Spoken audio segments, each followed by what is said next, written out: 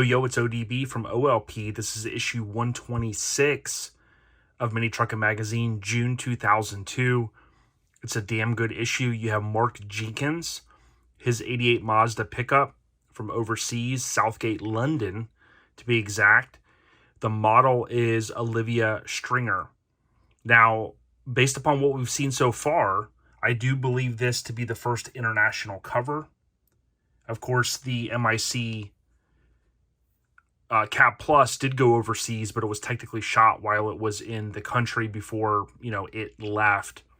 Now, Tom Wood shot this. He was credited with the one cover, and that's expected, as Mini Truckin Magazine wouldn't have sent someone overseas to shoot one feature, even if it was the cover. Now, you won't believe how many cover trucks actually had inky wheels on them. I'll cover that at the end. But this is the second cover truck with inky wheels, and it's one of one covers for the Club Unity Lowriders. Now, something that you're going to see in the feature that I want to show is right here. The feature actually has a banner across the windshield, and it's Rayvern Hydraulics. And believe it or not, their website, their shop is still open.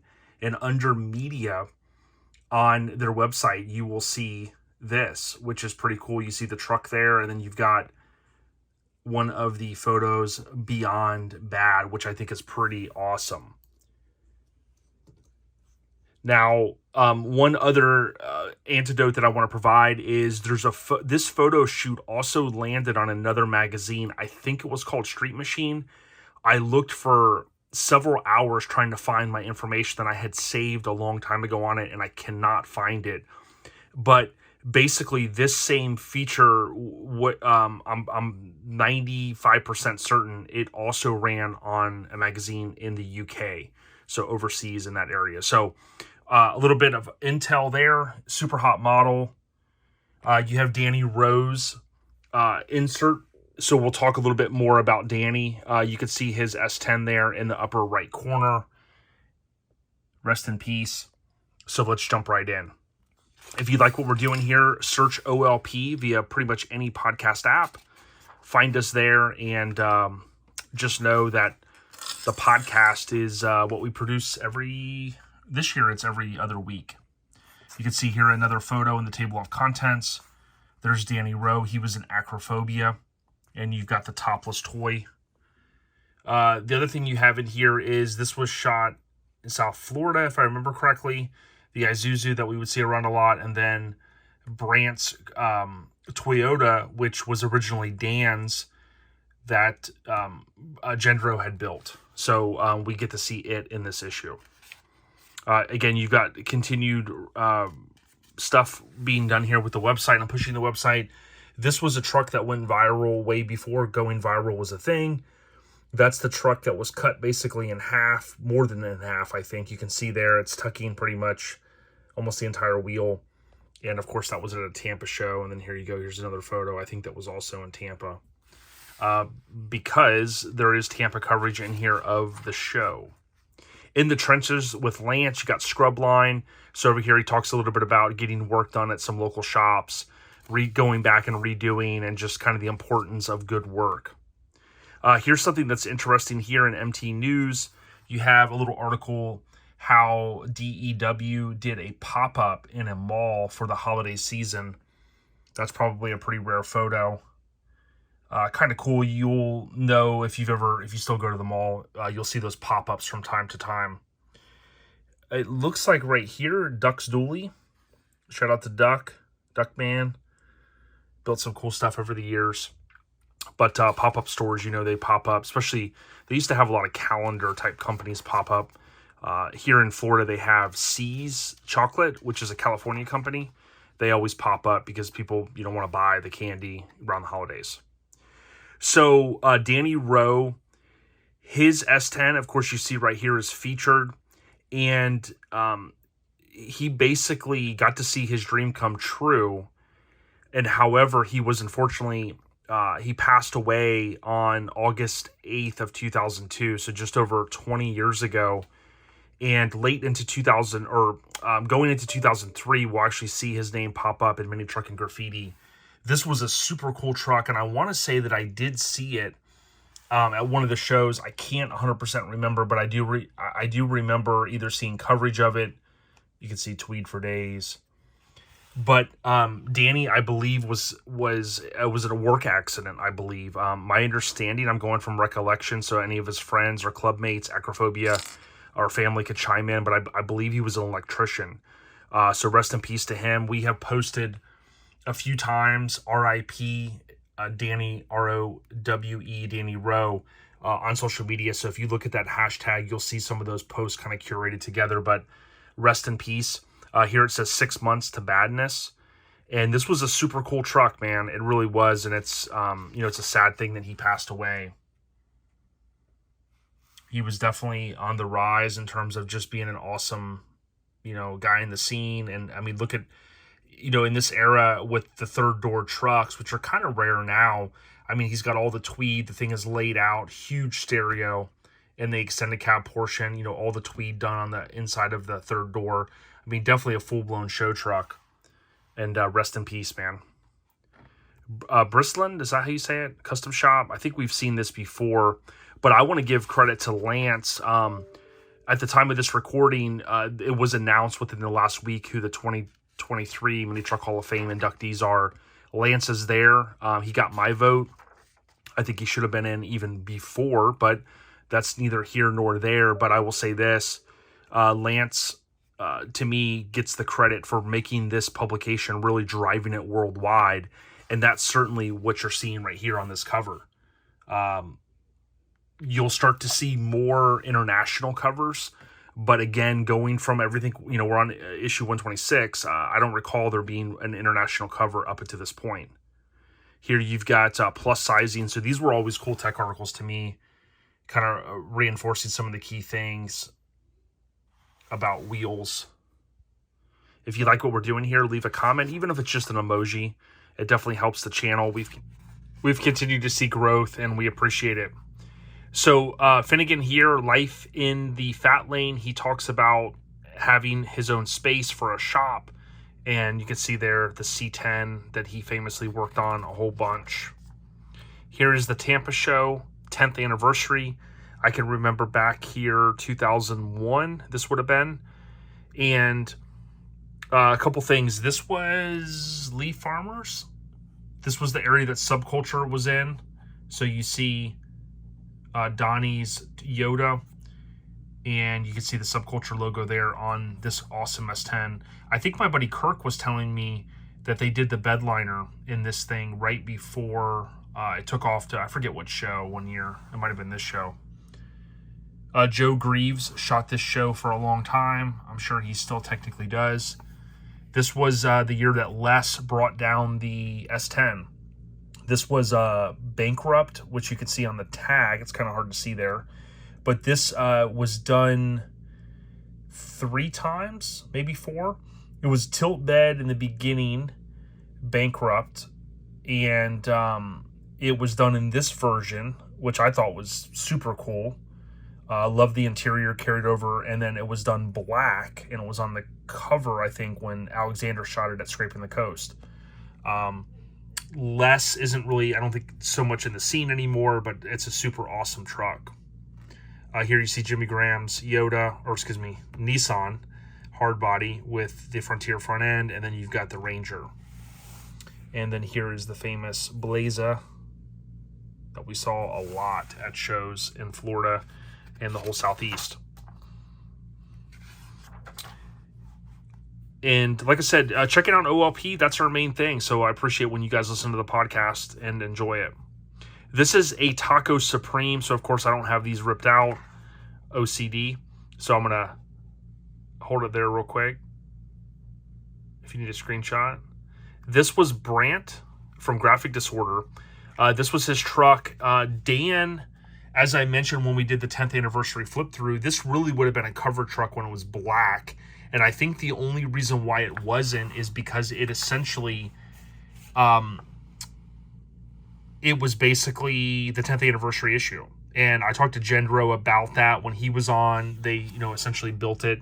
But Dan, I know I've got Dan on our list, kind of our short list here. I got to get with him soon. And I want to get him on to talk about how this build came about when it was black. And again, this truck, if you wonder why was it painted blue? We had Brandt on and we talked about what led to it, and the spoiler alert was it was an accident that led to it. So this is the same truck, cover truck, graphic disorder, and this is back in the Street Source days. They were offering points and different things if you got your truck featured.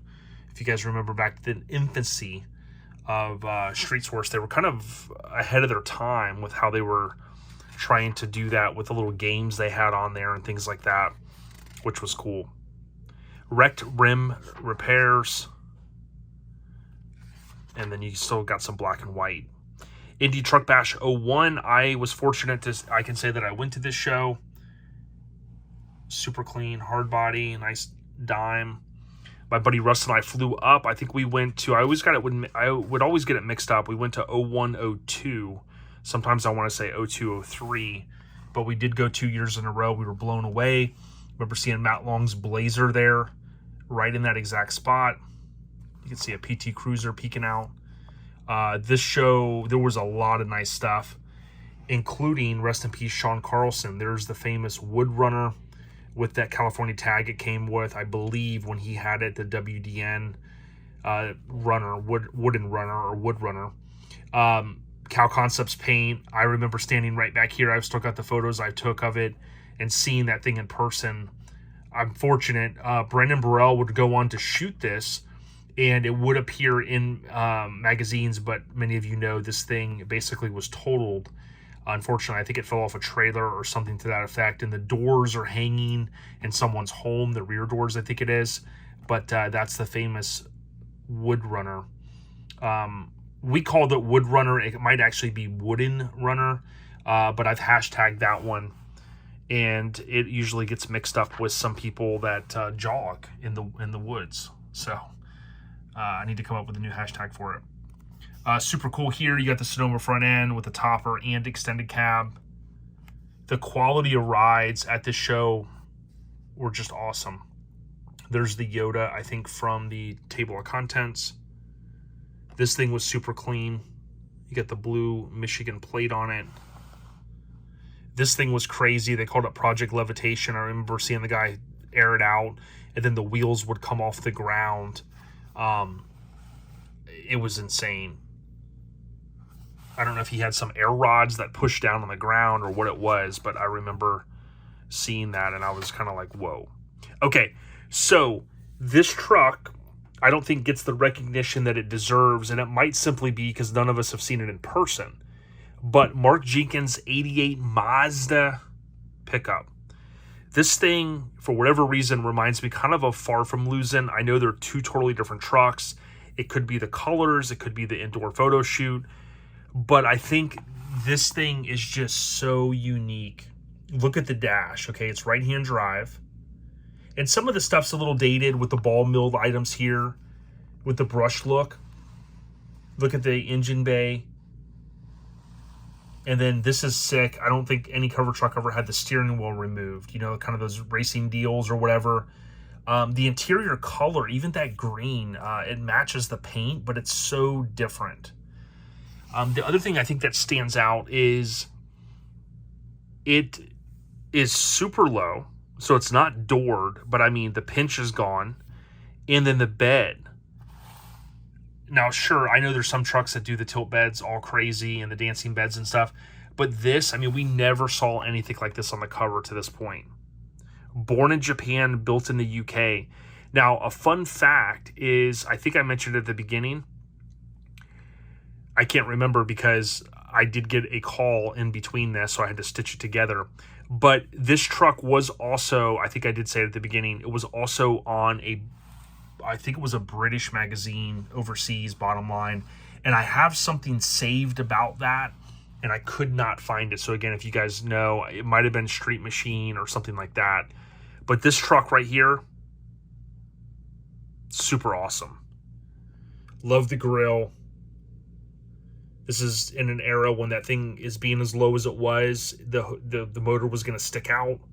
My friend Matt Torgerson had a Cab Plus that he bodied, and he doored it. It was in local minis. It's still around, and it had a huge hood cowl on it, because you can see right there what's going on. But certainly I would say, and maybe not all would agree, this has got to be up there with one of the baddest built. Look inside the bed. I mean, it's a full-blown show truck. Sure, it's different with these kind of setups and things like that. The taillights, the engine, of course. Do you think this thing has stood the test of time? I mean, if this was at a show now, do you think that it would get the love it deserves? And then I think that rear look with the 4x4 sheet metal, probably if it was by today's, I would have probably shaved the taillights. But again, the taillights are so different. The bed, some of the Mazda guys are gonna have to chime in. It seems like it's a long bed, right? And of course, it's got the plexiglass rear window with no tag on it. I mean, dude, you got to give credit where credit's due. This thing right here is one bad mini truck. One bad mother effer is what I wanted to say. Unity Lowrider Car Club, again, 1-of-1 covers for them. And you can imagine they would be super stoked, being that you know, they got the cover of an American magazine. So again, I just want to reinforce this. Check this out. On the windshield banner of this truck is Rayburn Hydraulics. Under media, that's the only thing I could find there. How cool is that? A shop still in business all those years later. I know it's not unheard of, but oftentimes with mini truck stuff or people that built trucks like of this caliber, you know, they didn't all stand the test of time. So, pretty cool there, tip of the cap. You can see here a lot of black and white ads, stuff that really just stood, you know, was around a long time. Some new color ads and things like that. And this is the wheel and tire special. Blah, blah, blah. If it's not billet, I'm not stopping. Shout out to everyone that continues to watch these all the way through. Definitely appreciate it. Now, I wanted to say this might have been the truck that Matt... that would be ironic, because that might be Tampa. This might have been Matt would have to chime in, because the truck that Matt bodied had a topper and it was orange. But I think when Matt had me scan the photos recently, it was gray originally, so that may not be the one, but it was a similar orange color. There's the photo, still there. The Showfest 2002 ad, which we were there. You got the Truckin Nationals. So this is pretty cool. They put together this show, and check it out. It was at a casino. Burnt taco. These things were pretty cool. They didn't get enough love back in the day. Whatever they were called, the Ford crew cab SUV deals.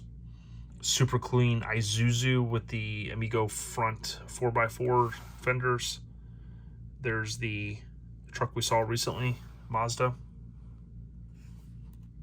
And this was a thing that was super popular at the time. Putting the tag like that. Of course, it's still a thing you see at shows. There's the Mazda there, known as Welcome to the Jungle. Pretty cool here. Topless. Super clean Mazda. This thing is super dope color. Awesome photo here. There was some intel about maybe someone doing a tribute truck to that. Burnt taco, what do you guys think? Have you guys heard that? Here you can see riding around. More black and white. It's kind of crazy to think. I know I always say it. Crazy to think that we're still black and white. Here's the ad again. This truck here was owned by Chad Parrish. And this little spot here, Ed Istra has given me some intel. Shout out to Ed. He's given me some intel in the past about this spot, I think, at Blood Drag. where they lined up, you know, Travis Nowak and others had lined up, and they just were like boom, boom, boom, feature after feature. This thing was around a while, and super clean truck. I dig the colors, dig the billet wheels.